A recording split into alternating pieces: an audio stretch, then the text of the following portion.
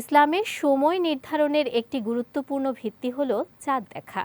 রমজানের রোজা, ঈদ উল ফিতর ও হজ সহ নানা ইবাদত চাঁদের আবির্ভাবের সঙ্গে সম্পৃক্ত। তাই চাঁদ দেখা নিয়ে মহানবী মুহাম্মদ সাল্লাল্লাহু আলাইহি ওয়াসাল্লামের নির্দেশনা মুসলিম উম্মার জন্য অত্যন্ত তাৎপর্যপূর্ণ ও অনুসরণীয়। বিস্তারিত ডেস্ক রিপোর্টে।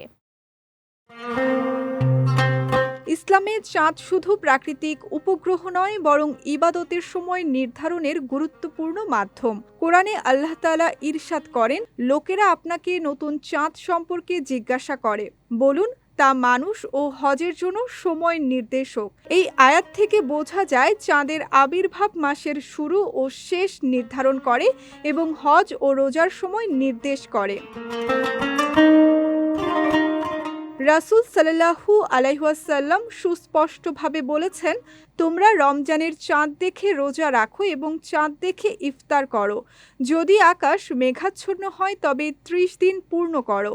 অর্থাৎ রোজা শুরু ও সমাপ্তি চাঁদ দেখার উপর নির্ভরশীল।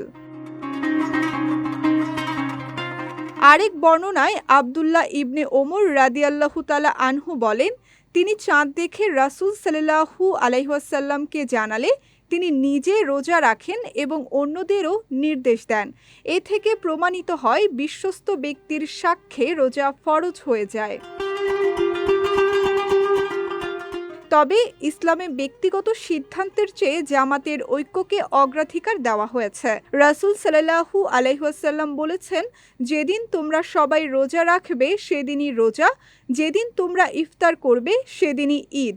তাই কেউ একা চাঁদ দেখলেও যদি কর্তৃপক্ষ তা গ্রহণ না করে, তবে সে সমাজের সঙ্গেই রোজা ও ঈদ পালন করবে।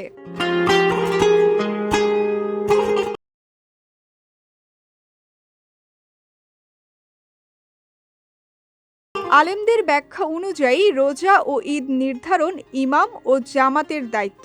সম্মিলিত সিদ্ধান্তে ভুল হলেও পুনরায় আদায় আবশ্যক নয়। সুতরাং ইসলামের নির্দেশনা হলো রোজা ও ঈদের ক্ষেত্রে চাঁদ দেখাকেই ভিত্তি করা, কেবল জ্যোতির্বিজ্ঞানের হিসাবের উপর নির্ভর না করা। সঙ্গীতা শাহ, বিজয় টিভি, নিউজ ডেস্ক।